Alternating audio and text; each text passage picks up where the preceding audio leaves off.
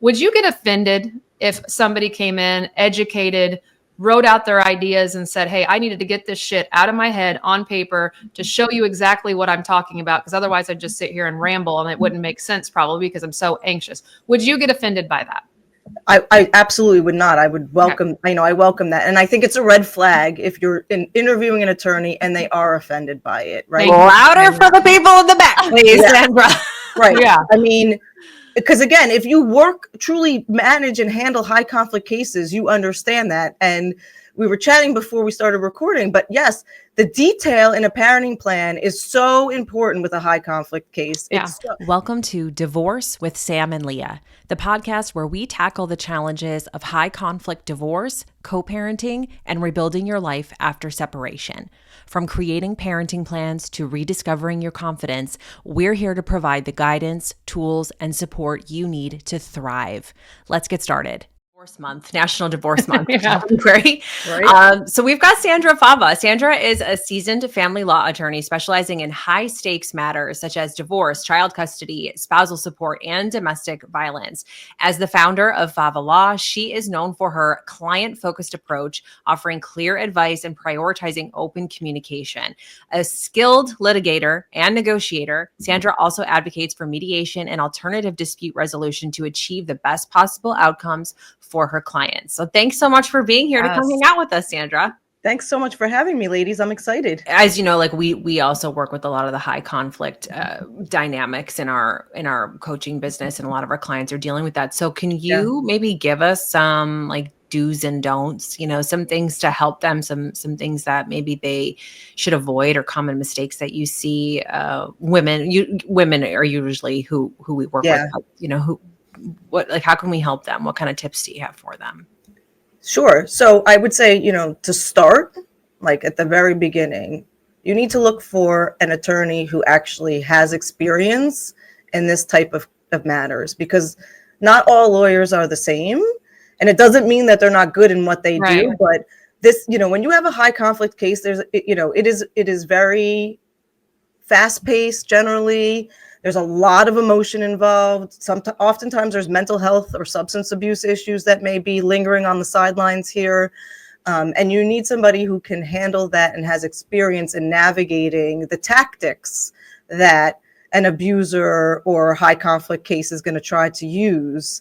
So what does she ask? How does she make sure, like, what's the qualification question to say? Yeah. 'Cause I feel like if I just say, have you dealt with high conflict? It's like, they could snowblow me and be like, sure, yeah, because they want to take my case because they want the big, long, expensive case. How do I make sure that attorney knows what I'm talking about? Great question. So I think you would need to ask them, like, so what does high conflict cases look like for you? What does a high conflict case look like for you? Mm-hmm. And, and what are some of the things that you've done to navigate a case like that? Okay, good. And that's how we're coaching our people, is ask the deeper questions. Don't just give the surface level. Go deeper. Give me examples. Give me tactics. Are you offense? Are you defense? Are you good in court presentation? Because that's where we're going to live. We're going to live in court. So how are you speaking in court? Yeah, like a job interview.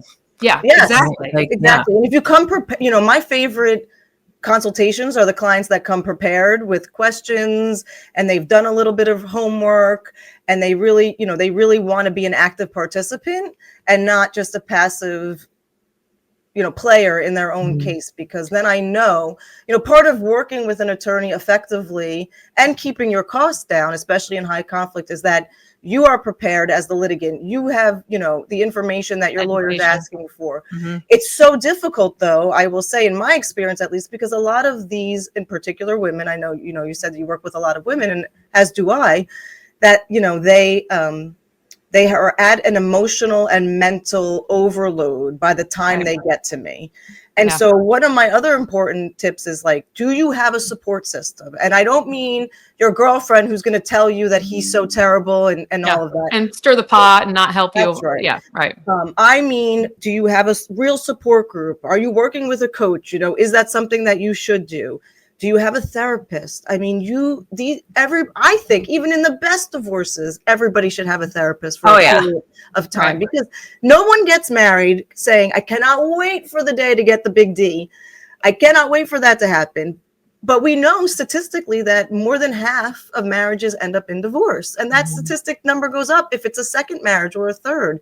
Right. So, just understanding that there's nothing wrong with you if you do have a therapist. And it doesn't have to be forever, but it is certainly somebody who is better trained and less expensive to help you deal with the emotional piece of what's happening in your life than an attorney or, a coach, even to some extent. So, having that team set up, being prepared and finding the right representation. And then also being able to say, I say to people, what's my team look like? What happens if I'm not here? What happens if I'm in court on another matter? Who's my backup? What are they going to do? How are you going to communicate with them? How do we communicate in general? How often are we going to do things? And I will tell them, and I have it on my website, and I've done blogs, and I have, my own podcast where I've talked about things that, they can do to sort of keep themselves focused on track without racking up a ton of legal fees. Right. I have two questions with that. What's the spin that we're using in court? Because I think a lot of people are afraid to go get therapy during the divorce because they're afraid it's going to be used against them, that they're not mentally healthy, that they're not mentally well, that they're on antidepressants, that they're on, anxiety meds and things like that. Are they protected? I mean, I know you can't talk about all states, but are they their attorney should be protecting them and making sure their mental health is okay and it's not brought up in court? What's the conversation I have about that?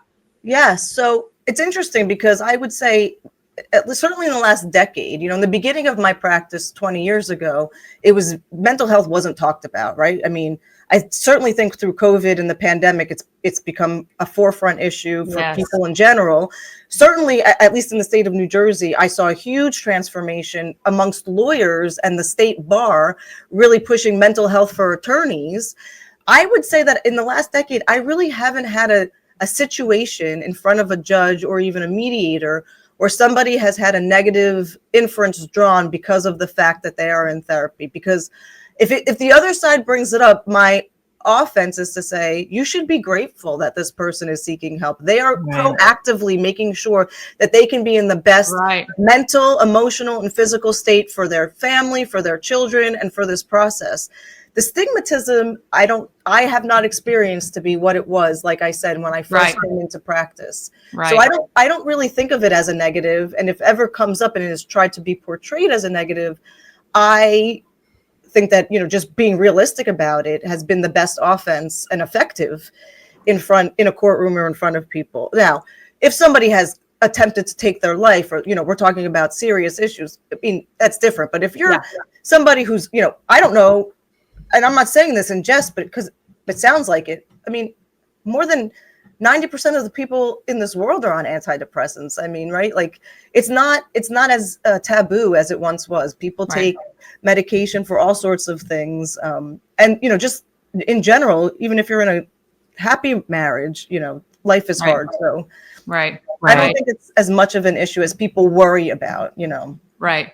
And you guys, as you're listening, if you're listening live, you have the ability to post some questions if you'd like to ask her. But, something you touched on, people need to understand if you're going to be a high conflict case, you need to pick a law office that has multiple attorneys or a professional paralegal that can jump in to help you and assist you. If your lawyer goes on vacation or is out on sick leave or has a death in the family, high conflict people don't rest. They're constantly filing motions and taking you to court. You need to pick an office that has a backup plan. So like when Sandra's out, she has somebody that fills in for her to keep her clients happy and content. And there's a game plan. And a lot of you that are picking offices that have just one person that does the phones, the billing, and the law, you're kind of screwed if they duck out for a couple of days. You're going to be high and dry and panic attack city. So that when she said that, pick an office that's bigger, not necessarily large, but just has multiple representation to be able to keep you with constant care and attention is really important. This is the first few steps. I mean, this is where a lot of people don't recognize their high conflict till they're knee deep in a pile of shit and they go, oh crap, I picked the wrong attorney. I picked the nice guy. I picked the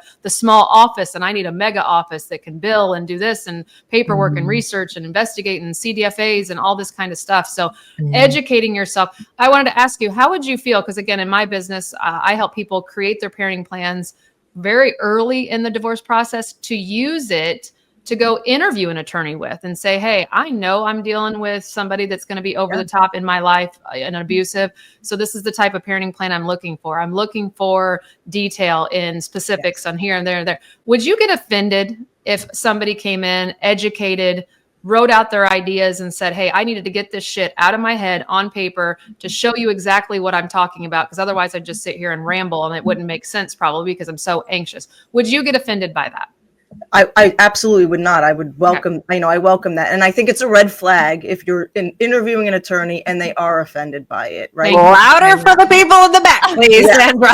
Right. Yeah. I mean, because again, if you truly manage and handle high conflict cases, you understand that. And we were chatting before we started recording, but yes, the detail in a parenting plan is so important with a high conflict case. Yeah. It's so, and I've done, these plans that are, longer than an agreement to resolve a case. Their parenting plan is longer with as much detail as possible. And even then there is still an issue that has come up then and then, nothing, you can't be completely foolproof. Exactly. An abuser or a high conflict person will find a way to continue to do it one way or another. But, you need to have those buckles and suspenders to at least minimize what you can control before the ink is dry, because you can't come back and say, oops, I forgot. Oops, this is a problem. Courts don't want to hear that, the time to do it is while your case is pending. And, as far as the interview process too, I think you need to also ask, these potential representations, do you go to court? Are you a litigator? Have you tried cases? Do you know how to take a deposition?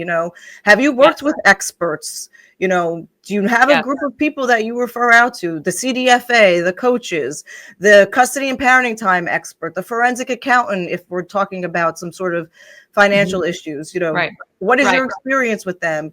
Right. Can you read a tax return? It sounds crazy because I think people just presume, lawyers who do this type of work, they can do it all, but that's not the case. There are people who strictly do not go to court. They are attorneys out there who have great reputations, who have never tried a case in their, career, and that's okay, but that's probably not the attorney for you if you're in a high conflict situation. Right. I love that you said that, because I think where a lot of people go wrong, as we've mentioned, they pick the wrong attorney, and that kind of sets their pace for a long time. It takes a long time to get that back, the momentum back in your favor. And so really and you're out of the money. And so picking strong and picking confidently. And I think why we want our clients to go with the parenting plan to meet their attorney is that is just like, that's the end product. Yes, but that's such a small piece. The lawyer is the one that's going to be keeping your kid, in the therapist's office, keeping your kid going to the doctors, keeping decision-making going, going against all the allegations. Like, your attorney's job in a high conflict case isn't necessarily all the paperwork. It's usually just defending you and putting out fires and representing you in status hearings and little motions here and there. And so having all of that parenting plan kind of wrapped up in a bow to begin with, at least your thoughts are down to start, is so important so that you find the right fighter for your type of case, because they really have to be full on. High conflict is just different. And I know when we put our social medias out, people sometimes come from us from a perspective of like, they had an easy divorce and they think we're being dramatic, or they think we're being over the top. And then you have cases like you just talked about where someone lost their life because maybe somebody didn't take it as serious as what they should have. So I think, having those glasses on sometimes, and it needs to be removed. Not every case is the same. I'm sure you haven't had two cases that are exactly the same. No, never. So I think you mentioned earlier before we got on that you had like a checklist or just kind of like a rundown that you just sent out to your newsletter people. You want to run through some of those tips and tricks that you sent out about a divorce in 2025? Sure. So, you said it. It's January. It's divorce month. Let's do it. We know that it's the highest amount of filings for divorce than any other month in the year.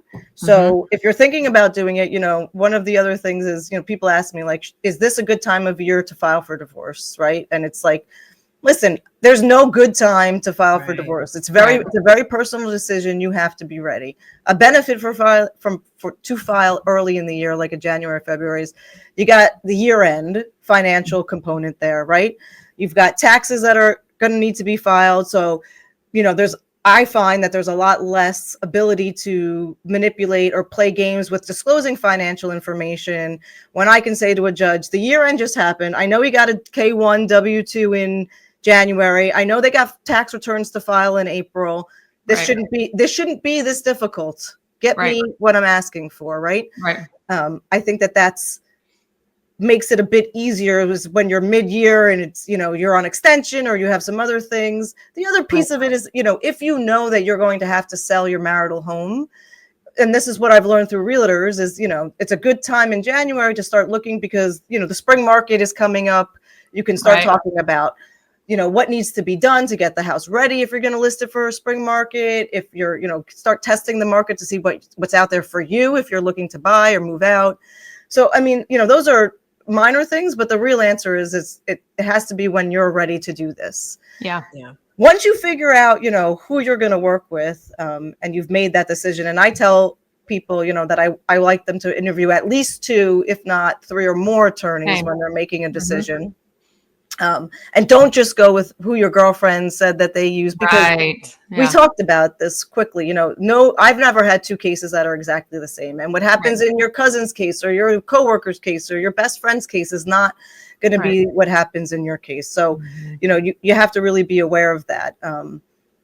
Gathering information, right? It's so important in a high conflict case that to the extent that before anything is brought public, that you gather as much information as possible. Because did you lose me for a second?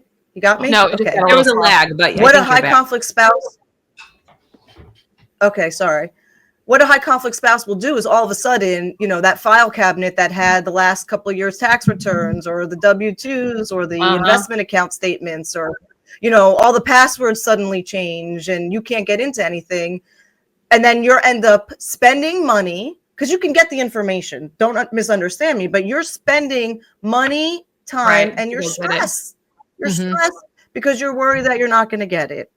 And that, and generally in high conflict cases, there's a power dynamic that's going on, or some sort of fear that's been installed. So, you're already worried to begin with, and now everything's just made it even more difficult. So, find the passwords, go to the bank account. If your name's on an account, they have to give you the documents, no matter what your spouse may tell you. Call the accountant, try to get that information as much as you can gather beforehand, mortgage statements.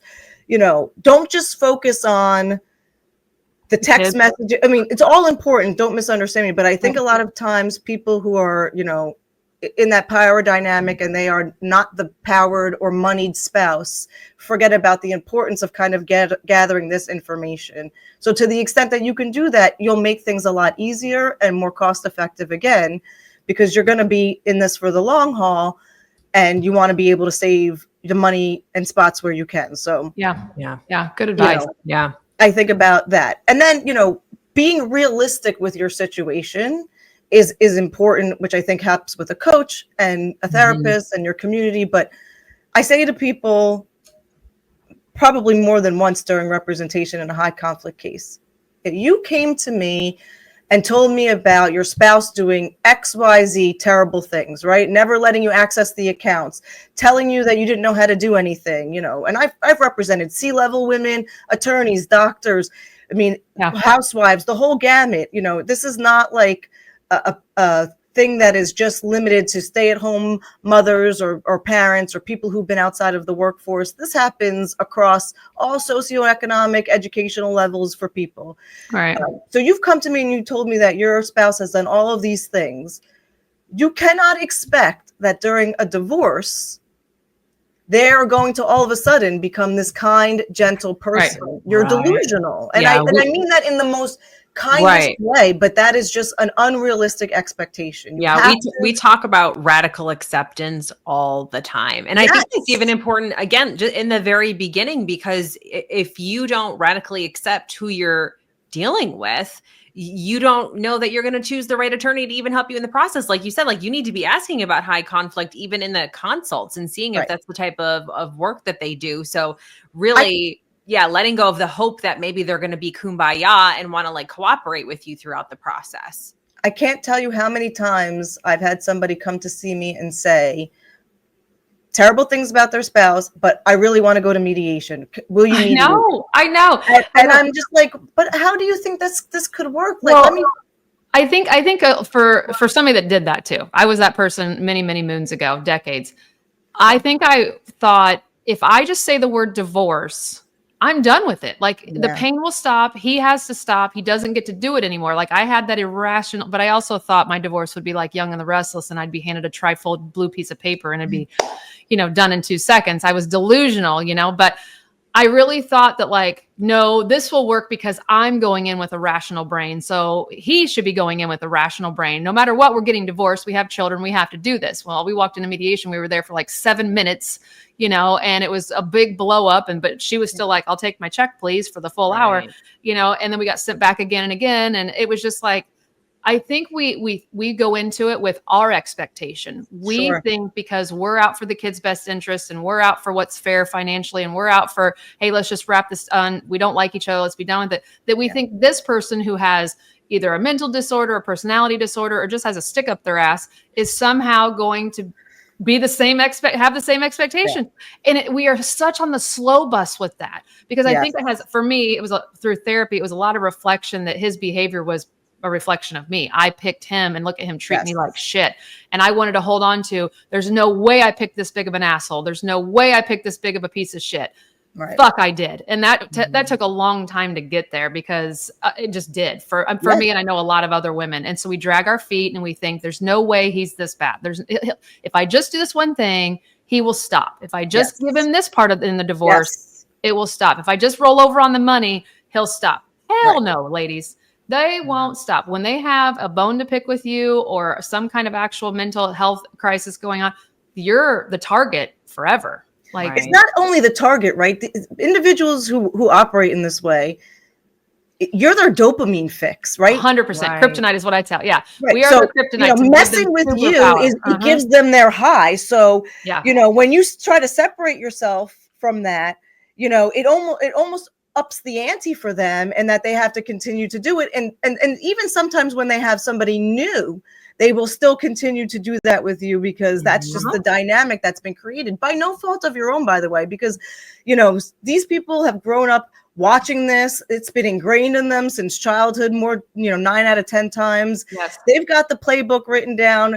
Some of them subconsciously don't even know that they're doing it, right? They just they feel like they're the victim and they will gaslight and they will twist it around. So it all comes back to picking the right professional and getting yourself set up for the success in the beginning before things start with the information, with the therapist, accepting, understanding that this is not you and you can't change who they are, but you have to change how you react to them and how you handle them. And you're going to have to, if you have children, teach your children how to do the same thing because, oftentimes they will substitute their spouse, their kids for their spouse and continue that behavior. So you want to make sure that they have the tools that they need to. There's a great guy, Bill Eddy. I don't know if you guys have ever heard about him, but he is somebody who has written and speaks about, speaking with a high conflict spouse. And he has this BIF thing about responding to people, right? And little tips like that, like,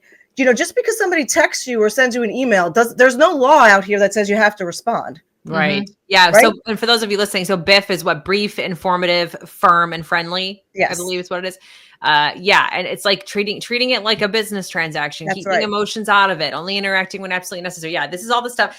If you're not in the next chapter, get in the next chapter. This is literally all the stuff that we teach you guys. We empower you with the tools to help you and help your kids and navigate this kind of relationship that you have with, this co-parenting dynamic that you have with this person.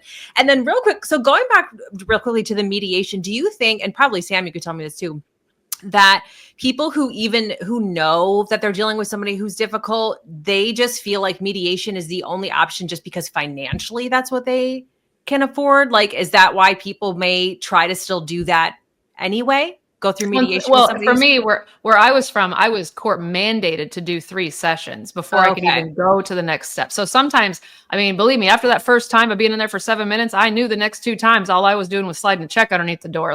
But it was a requirement for our county at that time. I since have changed that rule, but yeah, that was a requirement for us. But I don't know. What do you see in your cases, Sandra? Do you even tell? I mean, high conflict. Are you saying, hey, this is a domestic violence case? There's no way these 2 people could even be in mediation together. I mean, so I do, right? I definitely, if I see the signs, what I do to help a client understand is this. here in New Jersey, we do have mandatory mediation at some point in the process. It's not required before filings or discovery or any of that stuff.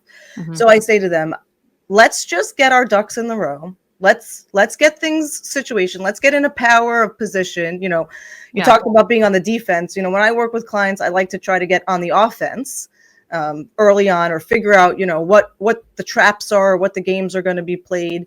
And then we'll get to a mediation, because sometimes even high conflict cases can resolve in mediation. It may take you 2 years to get there, right? It may take you other factors, because there's no perfect recipe for resolving any one divorce, right? Everybody's different, everybody's unique, but that option is always there. And what I say is, if you're money conscious and you fear about the cost of this, you can spend tens of thousands of dollars in mediation and have somebody just walk away and say, screw this, I'm not doing it. All that money's gone, non-recoupable. That mediation, everything that you discussed is completely confidential. In New Jersey, the mediator can't testify, can't talk about it. You, as a litigant or as an attorney, can't even go in a motion and say, Judge, we were in mediation, and Mr. or Mrs. said they would do X, Y, or Z. You can't even bring it up. It's completely confidential. So how would you feel if you did all of that and you couldn't even use anything? Let's see how things go. And if there's a time and place for it, I'm happy to do that. I mean, it would be great if you could resolve things outside of court. I'm not against that, even though, but you have to kind of know where in your case things are in order to advocate for something like that, and understand that might not be right at this moment for you. Another mistake that people make, I just wanted to say it before I forget, I'm talking about it, and why it's so important to really do your homework before you pick an attorney, is what a high conflict case will do, and what an abuser will do, is when the victim switches attorneys, they will use that against them.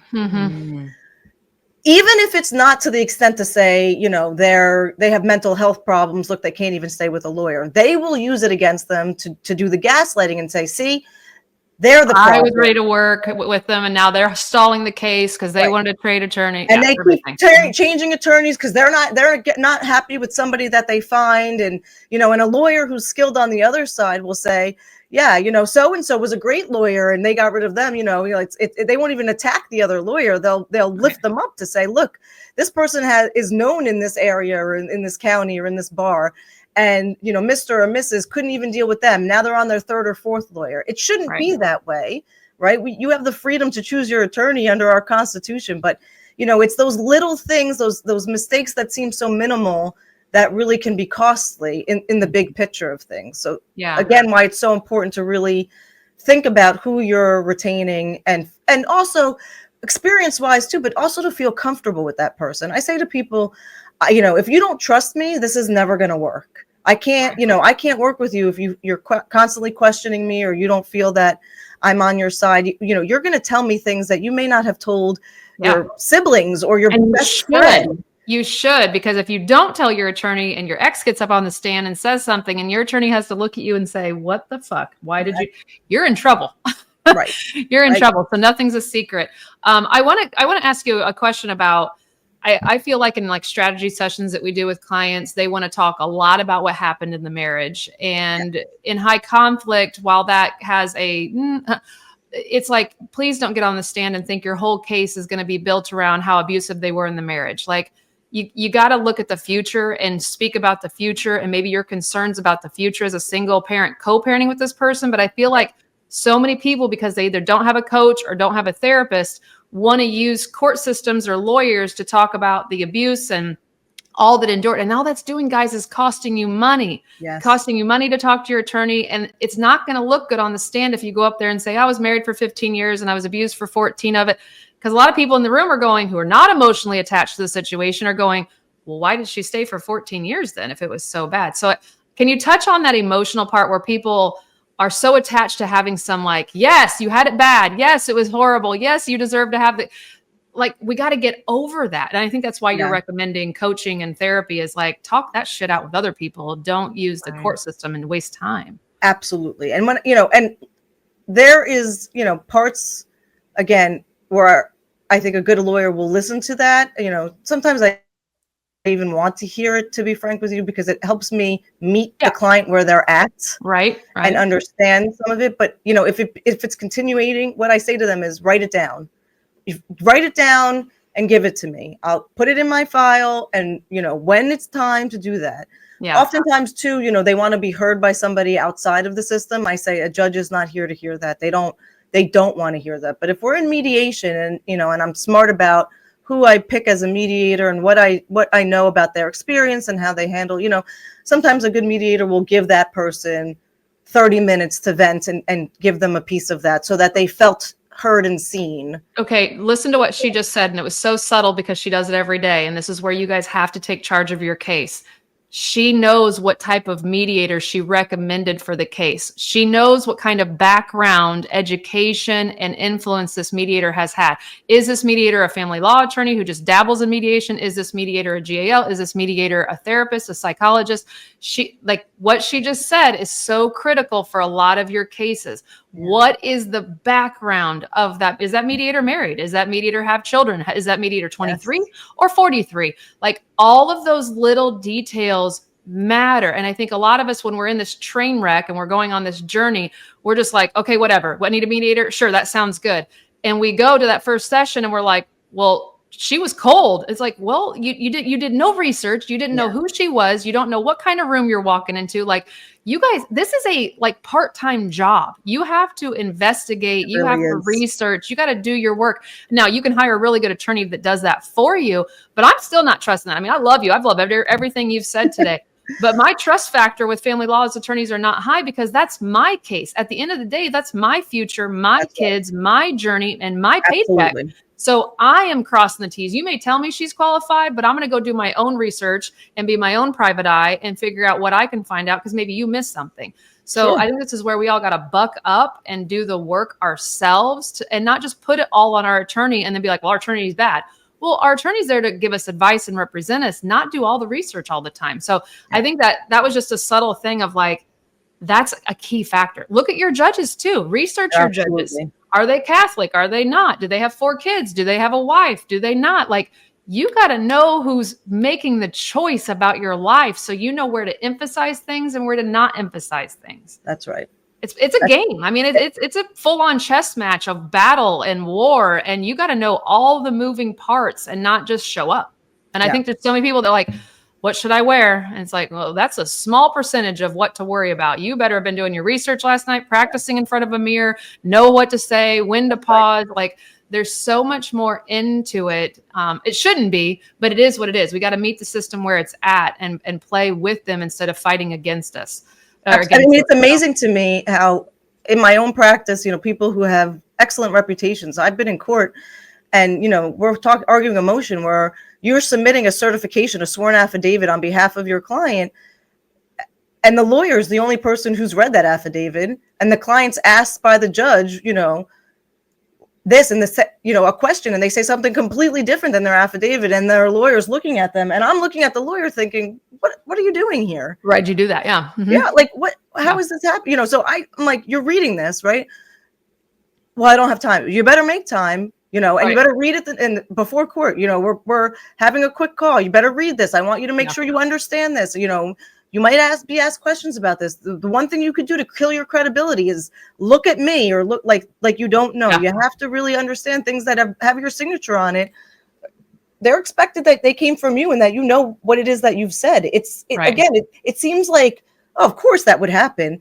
You'd be surprised at how often it doesn't happen. Unprepared, unprepared. And I think, again, that's a lot of people not understanding how the system all works. We get a lot of complaints. My attorney never calls and I got court coming up in a week. I'm like, sister, you're going to only probably prepare the day before or the morning of. This is part of it. You got to be doing your work on your own time and looking over your case file and knowing everything because they have other cases besides yours and they have court for those cases on other days. So, I think a lot of it is just unaware of how busy attorneys are and clients are, but this is your case and you got to take ownership in it. I look back a lot I had 3 different attorneys over the 8 years that I was in court. And my first one was an estate attorney because I thought this is going to be easy. Like, I'll just get an estate attorney that dabbles in family court. That was the biggest mistake of my whole case. The next one I just got because she was the big name that everybody referenced me to. She had no idea what the hell she was doing in court. And the third one dealt with high conflict, and she was a badass and she was awesome. Now, had I done my research ahead of time, I would have went with number 3 from the get-go, you know, but I just didn't. I went off referrals. I went off of, oh my gosh, I was so lost. You got to do the work. Like, you have to, this decision is big because this is who's fighting for you. This is who's going to hear your story and know what little pieces to take out and to use, you know, and to not use and say, oh no, we don't want to bring that up because that'll lead to this, this, and this. So I mean, is there any last minute things you want to share before we duck out? Because this has just been an absolute valuable podcast for people. This is going to be huge for them. Any other little tips? I'm looking at my notes here, just like an ideal client. If you had an ideal client, well, she comes in and just has her parenting plan. She has her financial affidavit filled out. She knows where the money's coming in, where it's going out. She's got codes. She's got names. Like, what else does she have? Therapist? I think she has realistic expectations. She knows who she's, you know, she knows what she's up against. She, you know, in a perfect, you know, I say to people, like, in a perfect world, you know, what would you want? You know, things to be easy, but I recognize it's not going to get there, you know. Has her questions ready. Again, how do you work? How does billing work? What happens if you're not available? You know, what are your expectations about payments? What are some of the things I can see? What are some of the things that I can do to help you and your team? Because I want to be, you know, involved in this. Perfect. But, you know, somebody who's open to hearing sometimes the hard truth, right? Yeah. You know, I've had situations where somebody says to me, you know, 5 years ago, my husband was making $1 million a year, and we started having marital difficulties, and his income went down and down and down. And now I want to get divorced, and he's earning $500,000 a year. But, you know, our lifestyle was $1 million a year. Right. And you're like, but that's not how it works. Yeah. Right. 5 years ago, had you done something, but, you know, the law in most states doesn't give you a better deal than that which you accepted for yourself. Right. Right. So you have to just kind of understand that we all make choices and there are consequences, good and bad, from those decisions, right? Yeah. That's a part of being an adult, frankly. Forget about being in a divorce scenario. It's just, you know, so you have to be realistic and understanding about what is happening and listening to the person that you've hired to help you with this most important part of your life. Right. Wow. Well, it has been valuable to have you on. I feel like our trainings of what we teach our clients align 100% with everything that you're saying. So that makes us feel good that our clients are, you know, getting some good coaching by us and having resources like you where you just hit the nail on the head and confirm everything that we're coaching them. So I appreciate. Are you a mom navigating the challenges of divorce and co-parenting? The Next Chapter membership is here to empower you every step of the way. With access to 2 certified divorce coaches, Sam and Leah, you'll get personalized guidance, practical tools, and support to help you move forward with confidence. Our membership offers dozens of hours of valuable content, live Q&A sessions for your unique questions, and a community of moms who truly understand what you're going through. Whether you're looking to reduce stress, set boundaries, or thrive in your new chapter, we've got everything you need to succeed. Visit samandleah.com to enroll today and take the first step towards creating the life you deserve. Them. So I appreciate you being on. It's been great. And if anybody has any further questions, where are you located in case there's somebody watching? Sure. Where are you specifically at? I'm in Morristown, New Jersey. Okay. Oh, I used to live there. Oh, really? At Parsippany? Yeah. Yeah, not far at all. I used to live in Parsippany. That's funny that you say that. Nice. So right in the heart of Morristown. I practice throughout all of New Jersey. I am only licensed in the state of New Jersey, but you know, I have a website, favalawNJ.com. We're also on Instagram, LinkedIn. We have a Facebook page. So, you know, all of that. And even just on our website, there are other podcasts that, you know, I'm the creator of Life After Love Gone Wrong podcast. So I have some episodes that are hosted there, other podcasts that I've been a guest on, and just other materials that I've written, you know, checklists, things to think about, all of that you can just resource. And at least now, you know, you could put a face to a name. and have a Absolutely. little bit more, understanding instead of just your Google search. Right. Okay, Amazing. you guys, yeah, we will list all of the things that she just talked about in the show notes wherever you're watching this from. So we appreciate you being on, Sandra. This was Thank you. so good. So Yeah, good. super Until good. next time, everybody. Bye. Thanks for listening to Divorce with Sam and Leah. Please remember, we are not attorneys or therapists, and this podcast is not a substitute for professional legal or mental health advice. Always consult with qualified professionals for your specific needs. See you next time.